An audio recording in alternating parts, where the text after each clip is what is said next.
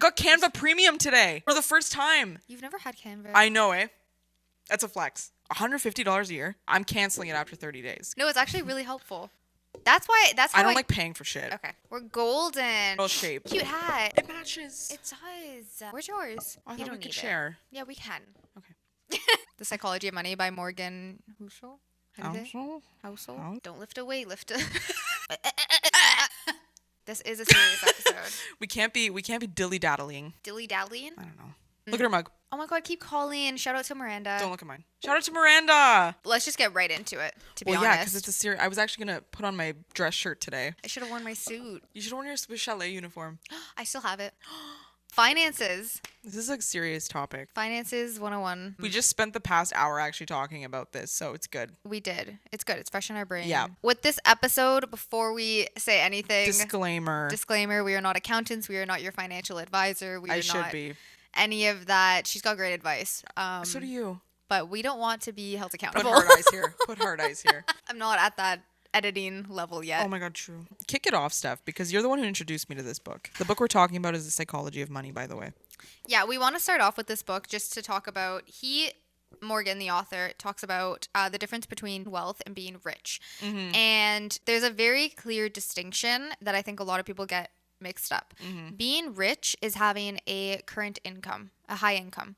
So being able to afford like a bigger mortgage payment, a luxury car, nice clothes. This is being rich? This is being rich. Yeah. Is having the income to pay high monthly expenses. Yeah. Being wealthy and having wealth is hidden. Mm-hmm. And that is your income not spent. Which sounds obvious, I feel like, when you first say it. Mm-hmm. But most people don't think about it because they just think, oh, my income is high, so I'm rich, and that's wealthy. Yeah. That's not wealthy. He actually compares it to exercise and dieting. And he says that exercise is being rich because it's the workout, it's what you do, and then saying, I deserve my treat afterwards. Being wealthy is doing the exercise and then telling yourself afterwards, I'm going to let my body burn those calories and I'm not going to have that treat after. It's the discipline that comes with it. Yeah. And a lot of people, I think, struggle with it because people always want to show off what they do, right? Yeah. You make a lot of money. The first thing people want to do, especially if they never made that much before, is prove to people that they've made this amount of money. Exactly. And to do that in their eyes is by buying luxury items. Yeah. And he actually spoke about, he has, it's called the man in the car paradox. Mm-hmm. And he talks about how if you buy a luxury car, A Lamborghini, you buy a Lamborghini to show off and try to buy people's admiration. Yeah. But what you don't realize is everybody who's gawking at your car isn't thinking about you. No. You're actually not on their mind whatsoever. Themselves is on their mind because they're thinking, wow, how do I get that car? How would I look behind that wheel? When it comes to nice watches, what would that look like on my wrist? Mm-hmm. You know, they're thinking about themselves and how to get there. They're thinking, yeah, the car is beautiful, but they're not thinking about you as the driver whatsoever. Yeah. Most people, you're not crossing their minds. It's just crazy because so many people actually rent cars for a day just for that exact reason. Just so that in that 24-hour period, somebody probably looks at them and makes this assumption that they're loaded. But really, it's like they're actually just renting a Lamborghini for a day. And it's like, have you ever heard of, I can't think of who exactly it is, but there's so many billionaires or even multimillionaires out there that still will drive like a Toyota or a reputable car, literally, that they can afford. Yeah. And actually what Morgan said that really stuck with me is he's like, you see somebody driving a $100,000 car and you think that they're rich. What you don't realize is all you know about them is that they are $100,000 in debt. Yeah. Or less than, I remember reading that. Yeah. So not necessarily in debt, but or less, whatever. Yeah. So anyways, with all that being said, having money and being wealthy, there is a lot of emotions behind that, and there is a psychology. So we recommend reading The Psychology of Money by Morgan Housel because it was a really, really great read, and it wasn't boring. It was actually... He's a good writer. He is. Yeah. He keeps you... It's not one of those daunting, boring finance books. It's like an actual, like, you feel like you're having a talk with someone. Yeah. Yeah. I love that book. I'll recommend it to anybody. We want to talk about finances today because there is a lot of things that aren't taught to you Yeah. in school or ever, and you kind of just, it's trial and error, and errors that we've made, mistakes that we've made, things that we've learned. We just want to share that side, especially being in the entrepreneurial side of things, industry. We want to, me personally, I've made a lot of mistakes when it comes to finances. So I also want to say, don't shit on us for saying like finances for the girlies, because I want to actually just say like this is for a lot of, it's not just for the girlies, it's just for everyone who kind of just wants a baseline knowledge of how certain things work. Me and Steph want to educate you guys in the best to our abilities and ourselves every single day, because to be a woman in this kind of field, it's tough, because you have to almost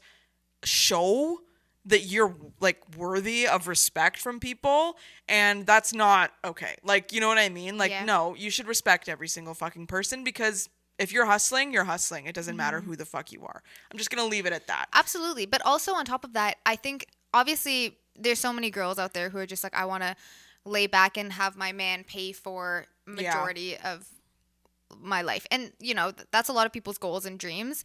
That's okay. Realistically speaking, especially in this economy, you need two incomes. You need two incomes to get a mortgage, to buy a house, to live just comfortably. Even renting, it's very helpful to have the two incomes. Yeah. As a female, you need to, don't just rely on somebody else to deal with all that. Be mindful of where your money's going, your bills, what needs to be paid here and there, different accounts that you can have for savings that we'll talk about. Exactly. And also, like, I've seen a lot of people kind of being like, marry rich and whatever. And that's totally fine. If, like Steph said, if you want to be like those people, like, totally okay. We're just talking about us. This is just us. So don't, like, I know that a lot of people now are saying, this is just my opinion. This is literally just our opinions. Like, what works for us is we want to be able to sustain ourselves without someone else kind of picking up for, like, how do you say that? Like, we just want to be self-sufficient. Financially independent. Yeah, financially independent, self-sufficient, going to bed at night being like, I did the damn thing. Like, you know what I mean? So... And not letting, if somebody comes into your life and they can spoil you, that's good. Yeah. That's great. Yeah. But be good on your own. Exactly. And be resourceful. Really quickly, I think we should just talk about the basics of a credit card. Right. I think everyone have your own credit card. If you're using your parents', that's fine, but open up your own and use it, because your credit history you will need for a good credit score, and anything in the real world you're going to need a good credit score for. They need to teach this in schools. They do. I don't know why they don't. When you get a credit card, you start off at, I don't know, $1,000, $2,000 is your limit usually. It's pretty low. After a few months or a year, however long, your bank will most likely ask you if you want to up your limit. Do it. That's fine. But if they don't, then you can also ask to up your limit. There is a sweet spot. You do not need $30,000 of credit sitting there. Yeah. Because what people don't realize is if you have too much, if you have $100,000 just ready in credit to go, banks actually look at that as not a red flag, but sometimes it is to them. Because even if you've been fine up until that point, if you have access to so much credit, they're worried that one day you're going to go off the deep end and you're going to just blow it all. You don't need that much. No. But again, you need more than $1,000 to $2,000. Absolutely. So there's a sweet spot. Honestly, it's all relative to your own income and your spending habits. But what I would recommend is using 30% of your credit. Don't go above that. If you go past 50% of your credit limit, that can dock your credit score. You do not want to dock your credit score. You want a great credit score. Yeah. So spending within the 30% of that limit that you have, just because you have access to $10,000 in credit doesn't mean it's not indisposable money. Like, yeah. And act as if that is your debit card. Yeah. Act as if you do not have the money to pay off your credit card, do not buy that thing. Pay it off right away if you can. If you can't, look at what your minimum payments are and look at the date of when you should be paying it and pay it a couple days in advance. Don't wait until the last minute, because then you're going to forget, and those little things add up. Even a couple points here and there will bring down your credit score. You don't want that. And I think a big thing to know, which, by the way, if you're in debt, we all are. So, like, literally every single person is. So don't feel like if you have 20,000 debt, student loans, whatever, that you're fucked. You're not. You're honestly not. Like, you can up your credit score. I did. I had a really low credit score in the beginning, and then I paid everything off. It rose again. Like, it's fine. It's just, these are tips that we just want you to be mindful of when going into, say, you want 7 credit cards. You don't need that. You don't need 7 credit cards. No. And yeah, debt, everybody has it. Don't be ashamed of it. Yeah. At the same time, though, try to avoid it if you can. Absolutely. Like, don't just say, oh, everyone has it, so I can also. Yeah, don't rack up bills. Like, seriously, just buy within your means. If you are pinched, don't just buy what you need. I would honestly go as far as saying try to buy below your means. Yeah. If you can. Especially in this economy. Yeah. You don't know what's going to happen. Yeah. Also, something that I don't think a lot of people realize is you can get, your credit can get hit if you're not paying certain bills. Yeah. If you have a ton of parking tickets, sometimes those places will send a collections agency after you, and that can dox your credit score. No, is it always going to happen? Not necessarily, but it could. And why do you want to put yourself in a position where if you just are a little bit more mindful and a little more on top of things, you can avoid it? Literally. That being said, now we're going to just kind of talk about, I'm sure everybody's heard about RRSPs, FHSAs, and TFSAs. If you guys haven't heard of it, essentially a TFSA is just another savings account, but you don't get taxed on the money in there. And then RRSPs and FHSAs, so those are tax shelters. So with RRSPs, it's a retirement savings. You have a set number of contribution room a year that you can put in, and that just carries over. You can get a deduction on taxes if you put in there, and it just sets you up for retirement, right? So anything helps. Same with FHSAs, only FHSAs are if you haven't bought a home yet. So it's good for younger people. It's a first-time home savings account, and essentially you get about $8,000 every single year of room, which you can carry over if you don't use it, and you have a max capacity of $40,000. So if you haven't bought a home, you can contribute up to $8,000 a year, and that just helps set up for a down payment. Yeah, and it's tax free, so like if you it's a tax savings. Like she said, you have $8,000 annually to put into the account, and it does carry over.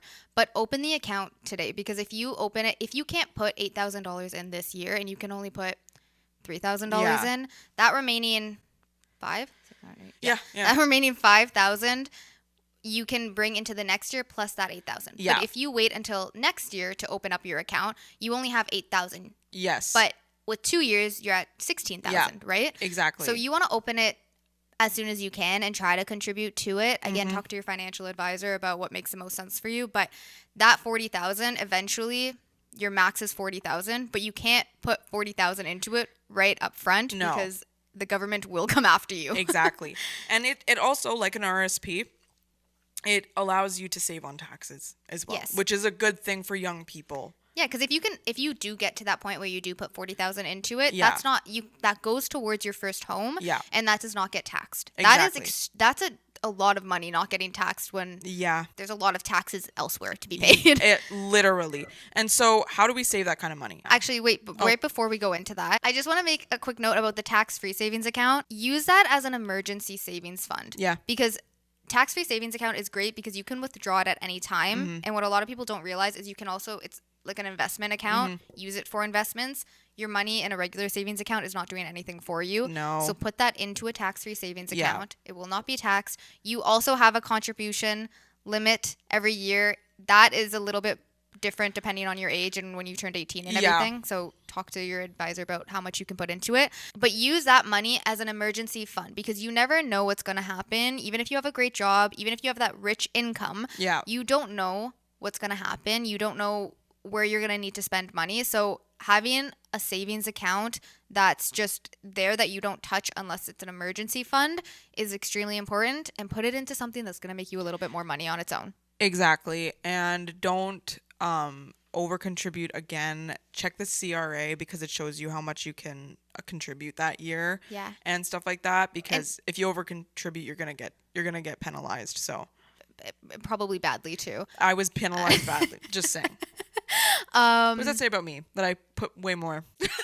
Just check the CRA because it shows like how much contribution room you have if you open those accounts. Yes, and you do not have to put thousands of dollars into it if you cannot afford that. Open the account and put like $50 a month, $25 a month. If that's the only thing that's just pulling out of your account, if you if that's all you can afford, don't be ashamed of that, because Yes. that's more than nothing. Exactly. And the CRA and all of that stuff, like it's the same in the US as the IRS. So just check whatever government kind of official page you use for paying taxes and all of that stuff, because that has all of your information of what you can contribute and all of that. Again, these are like terms I feel like that are kind of strictly Canadian, Yes. but they do have like a sister term in the States and the UK and stuff. So just keep that in mind. Moving forward into tax tips, money tips, how do you budget? How do you save? I think it's so different for every single person because it's depending on your situation, right? Like you and I are both, we get paid in lump sums, but most people have 9-to-5s or whatever. So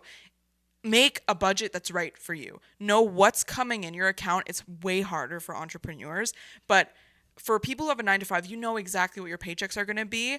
I suggest having a few different accounts for a few different things. So let's take mine, for example. I have 2 different bank accounts. I have one with Simply and I have one with, Simple. I have 2 checking accounts. I have multiple savings accounts and 2 investing accounts. So whenever I get a paycheck, I allocate depending on whatever, but one of them is strictly for bills. And that's a huge thing because your bills do not change. So you need to know that you have a specific amount of money saved for bills. I also have a separate account for taxes because that's something that people completely forget. Whenever they get payments, they think, oh, I don't need to put away stuff for taxes. This is for entrepreneurs because if you work a 9-to-5, you get those taken out. But for entrepreneurs, save for taxes for the upcoming year. Everyone hates taxation season because they don't save and then they're like, oh my God, what am I going to do? I'm screwed. That's when the TFSA comes in. That's when all of those savings accounts come in. Because now you have that funding that you can now be like, okay, I did it and I've been doing it and now I'm less stressed. It's in a spot where you're not touching it. Yeah. And when it comes to making that payment, you have it ready to go. Exactly. And also, like, be mindful of if you're getting a lump sum like me and you are. Yeah. Sometimes, like, what you do is you get this lump sum and you put it into the right spots right away. Yeah. And that's what you need to do, is don't let it just sit there because you see this big number and you think, oh, okay, I can afford this and I can afford that. Yes. And you don't realize how much you're actually spending on random wants. Yeah. That then when you actually have to go and pay bills, you're like, where did all my money go? So put it into its rightful spots. Know how much you have. It's rightful owners. It's rightful owners. Budget for random wants that you want to Yeah. spend, like that money that can just be spent on whatever, clothes, whatever it might be. Have that and know what that number is so that you're mindful of it. Exactly. I hate to say it, but track your spending too. I know everybody hates doing that, but take 5 minutes at the end of the day and just look at what you spent your money on.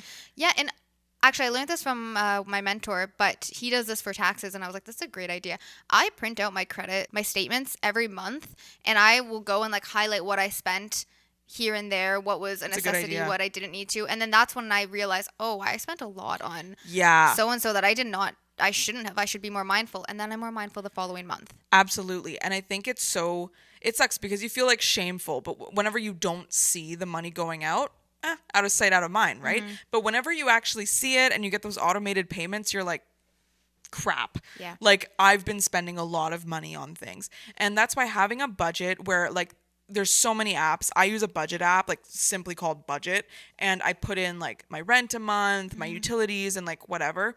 And a lot of the utilities, like they flex, so it's like some months are lower than others and whatever. But having a budget will save your life because you're saving for your future. And that brings me to kind of consumerism and this like lifestyle of like, you know, the Amazon storefronts, the TikTok people that are like promoting, you need this product. Guys, those are paid things. Of course they're going to say like you need all of these things. You don't need to eat. I saw someone saying you don't need to eat cereal out of a glass. Like you don't need to pour cereal out of a glass jug. Yeah. Like you can keep it in a box. You know what I mean? Cardboard box that you bought it in. Or your spices. I love a spice rack. Okay. I love an aesthetic spice rack. You don't need to transfer your spices out of their original container just because you want to look like an influencer. Nobody's seeing that. Okay. You're actually just kind of putting yourself in unless you have the money for it and you really want to do that. But if you don't need to do that. No. Okay. I didn't write it down, but we spoke about something. Trends. Oh, trends. Yeah. I read your mind. You did. I know. Thank I do. The trends. Like if something's in style. This is a good topic. You don't. We're doing great. I love ourselves. We're killing it. We're so intelligent. It's crazy. This is the segment where we just say, how did we get here? 26 years old with the knowledge we have. We're just so smart. Trends. So if something my urban planet is acting up again. Oh no, here we go. Actually, that leads to a great tip as well. On TikTok, you see everyone talk about these capsule closets. That's great. That I think you should do. We have to implement that. Yes. When I get back, I'm going on a trip. When I get back, I will be decluttering my closet and having a capsule closet. Yeah. I want to do it. I'm going to do it. You're going to do it too. Yes. I'm just telling you. No, I am. And so should you. Not you, them.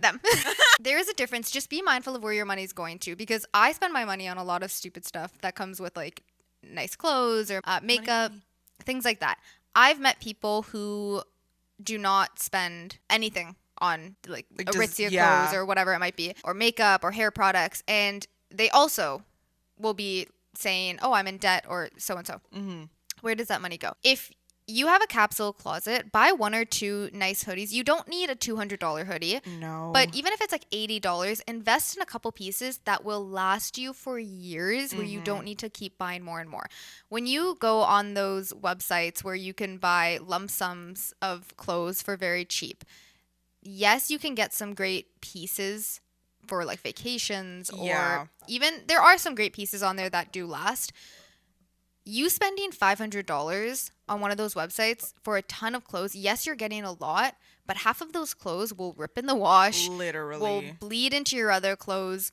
There's a difference between obviously quality versus quantity, but you also have to find that sweet spot of being able to say, okay, I have the means to right now to invest into a couple good pieces. You don't need a closet filled with $80 hoodies. 1 or 2 is all you really need.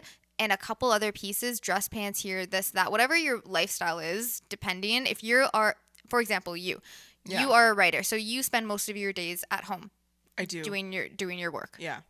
In the absence of no one. In the company of no one. In the absence of everyone. But yes, so nobody sees me. Moral of the story. Point is, you don't need 5 pairs of Aritzia dress pants in your closet. You do. I do, but those are pieces. My effortless pants, I've had them for years. Yeah. I wear them all the time. Yeah. That is an investment that makes sense for me. Yes. Anyway, so the point is, less is more, and just quantity over quality. Just be mindful of what you're spending your money on. Quality over quantity. What did I say? Quantity over quality. No. Quality over quantity. It's the cues, man. Less is more. Less is more. But yeah, we talked about that too, over excess. Like over excess is just limits your options, to be honest. Like you think it's actually heightening them. Also, big thing, and Morgan talks about it, your desires will change. Yes. So that, like, going into the whole like trend, we talked about bubble skirts. Okay. I have nothing against bubble skirts, but I already don't see them in stores. That was like 2 months. They were trendy on Pinterest. Where are they now? So all of the girlies, because I think Aritzia also made bubble skirts for a bit. I think so. Where are they now? Like, truthfully, that's not going to be trendy in a year. And it's like, you just spent, what, $80 on a skirt?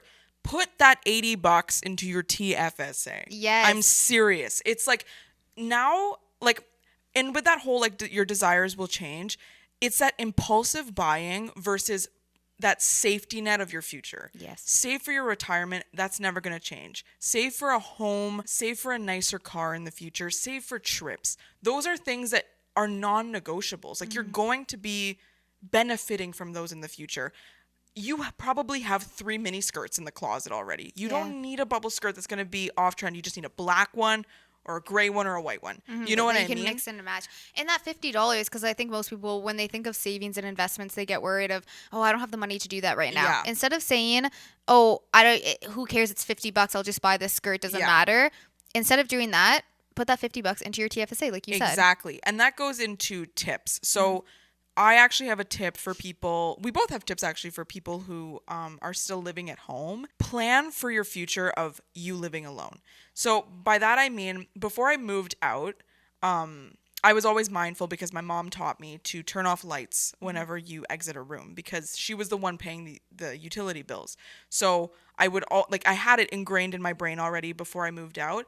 And luckily, thank God for my first landlord, but my utilities were included, but I still implemented those practices. And now in this place, in my new place, I have to pay for my utilities. But because I've already practiced that, turning off the lights, unplugging the things that I'm not using, I am more conservative with my utility usage. And what Steph was saying about keeping things in a box for your... Yeah. So something I learned a long time ago from a family member was get a box. Doesn't matter what. You could do this when you're 16 years old. Yeah. When you get your first job. Put a box in your closet somewhere in your room. And every time you go to Walmart or Costco or any one of those stores, just start over a time period accumulating little things that you will need in your house whenever you move out. Even if you're not planning to move out that year or next year, just things that won't go out of style and things that you'll need, like spatulas and tongs and I don't know. We're listing off a bunch of things. Scrub daddies. Yeah. Things like that where when you move, even if something does go out of style, it's something that'll help you that you can use for when you move out. And it makes, because when you move out, people just think, oh, okay, how much is rent and how much is a mortgage?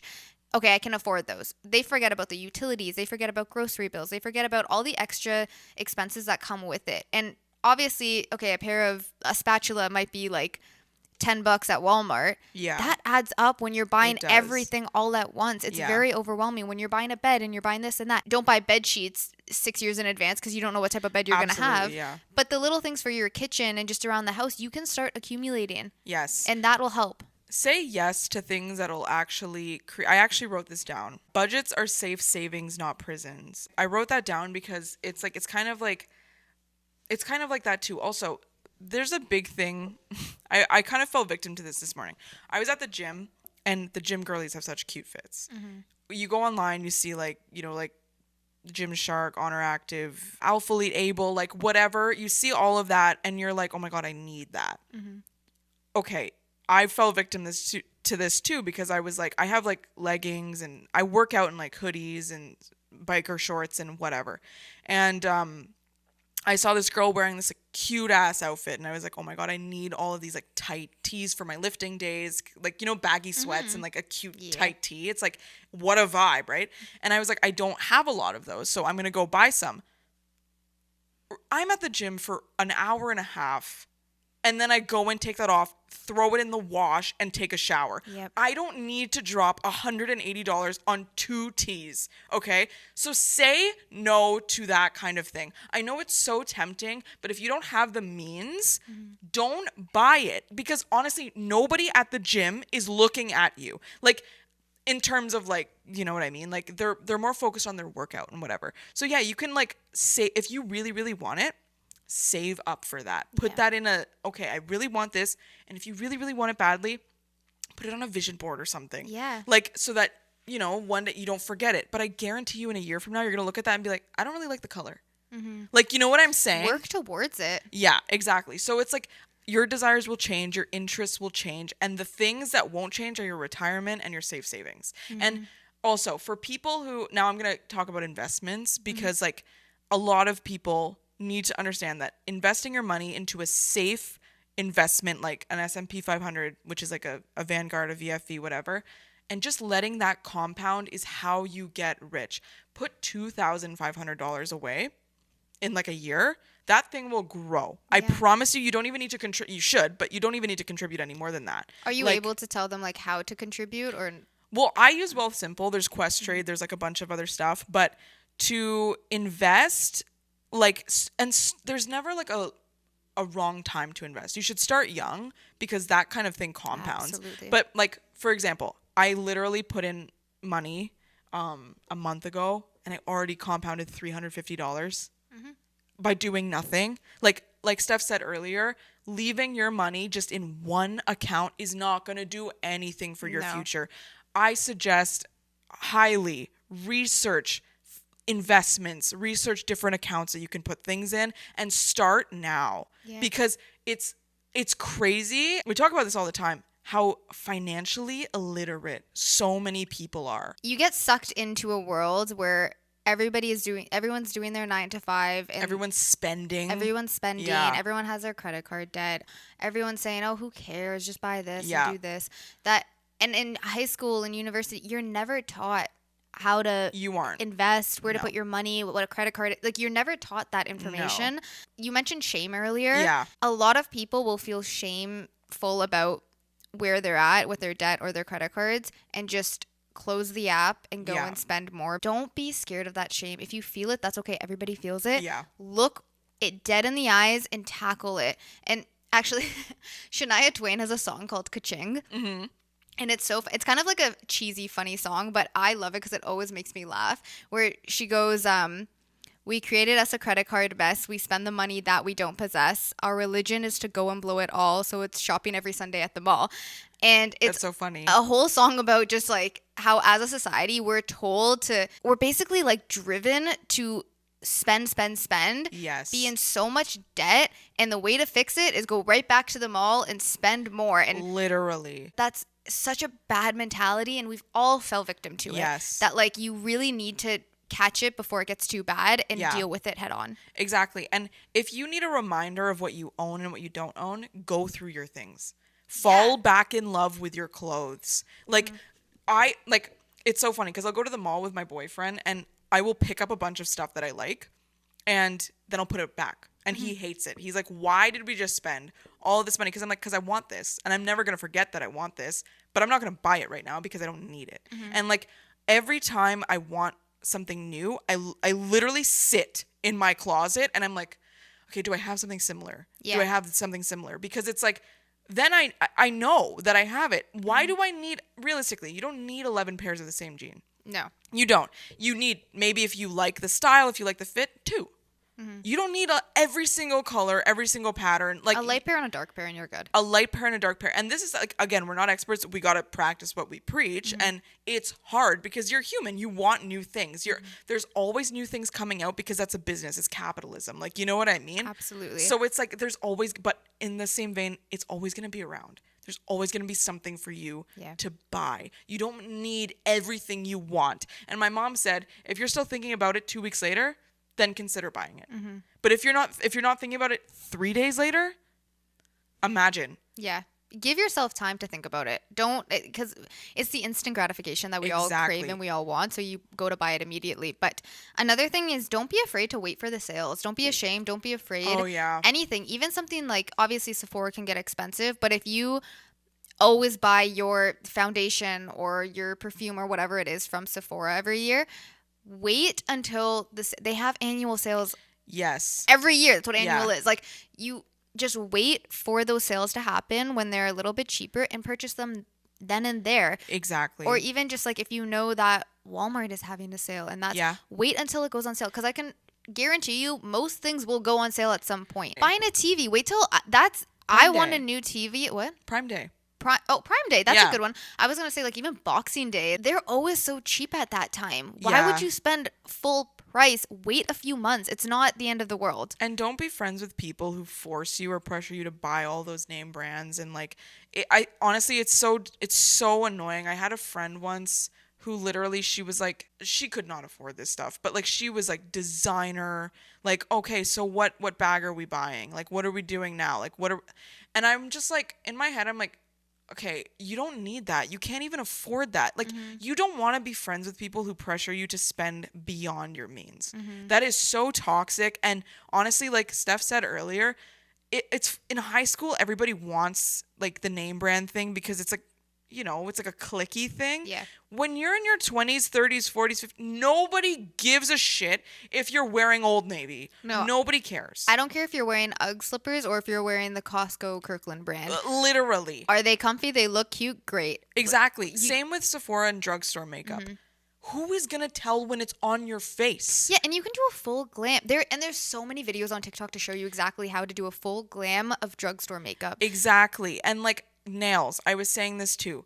And like, Steph, you're a nail girly, which is totally fine. Me, I personally I like DIYing everything possible known to man. And there's nothing wrong with being a nail girly at all, or eyelashes, or whatever it may be. But for me, it's just I have bigger things to spend on. So I do my own nails at home. I got a $50 kit from Amazon and it's lasted me 2 years. Like, there are dupes for everything. You do not need to spend excessively just to fit in or make yourself look better than you are, because I promise you, it's all in your head. I just want to say one last thing is, going back to the taxes, our government does not make it easy to follow along what the rules are. I've literally said, I am not trying to screw the government over. I just don't know what I'm supposed to be paying at this moment. And two things. One, yes, your accountant should be on top of it all. They're dealing with so many clients. You have to be on top of them too. Yes. You have to make sure that you're not missing deadlines, because your accountant isn't going to call you up I don't know about you, but most accountants do not call you up saying, hey, you're going to miss your deadline. Did you pay it? They're not going to be on top of you like that. You're a grown adult. You need to follow up with, if you don't understand, your accountant should be, my accountant's great. Every time I send an email, they respond right away. They're on top of it. I've asked such silly, stupid questions before, because I want to make sure I completely understand what I'm getting myself into, what I'm paying, what I need to do. Which is smart. Yeah, and they're always on top of it. They're always answering me. So be on top of that, and don't expect, just because your accountant's not reaching out, that everything is fine and good. Be on top of it yourself. And two, save extra for taxes. If you're told to only put aside 15% for taxes, put aside 20%, just in case, because you never know, and you don't want to be in a pickle where you're struggling, because when the government wants their money, they want it. They do. So just make sure that you put money aside and put extra aside. And at the end of the day, if you have extra money, that's not a bad thing. No, that's not a bad thing. And actually, that reminds me of something I wanted to say too. Educate yourself financially. The best thing you could do is literally just buy the books, look online, listen to experts, listen to your accountant, and just honestly educate yourself, because there's so much even we don't know, and we're still learning to this day. And one thing that I know, the $0 a year credit cards or whatever, annual fees, those cards are not the best for you. If you are a student, sure, but whenever you get older, points and looking up what you can get, Aeroplans and all of that stuff. Amex is the Amex Cobalt card. I'm looking into even getting that one. It's those are your best friends, because they give back. Yes, you need to pay a year. Don't be scared of that fee, because honestly, you are getting way more. The $0, that is not, points are good. Credit cards, look into what credit cards you're buying. Yes. Purchasing and whatever. Absolutely. And ask stupid questions. Yes, don't be afraid. Do not be afraid. When I was opening up my business banking account, I said to my advisor, I genuinely said, talk to me like I'm 5 years old. Yeah. I said, don't assume I know anything. Don't assume I have common sense. Talk to me, simple terms, and break it down, because I don't want to miss anything, because something that you might think is common sense to somebody might not be to them. Yeah. And it's better to over explain and fully grasp it than missing something because you have too big of a head to think, oh, I know it all. Exactly. Lower your pride. Increase your budget. And ask the stupid questions. Who cares? Increase your wealth. But yeah, so honestly, I think just a wrap-up summary of it is just really educate yourself financially. Look into what accounts to open that are good and suitable for your job, and just make a budget. Save as much as you can, because honestly, you will change and your desires will change.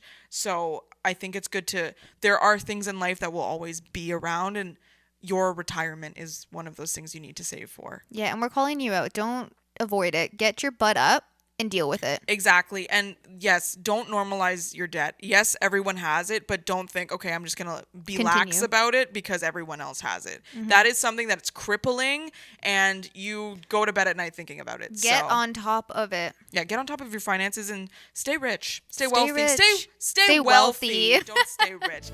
Bye. Bye.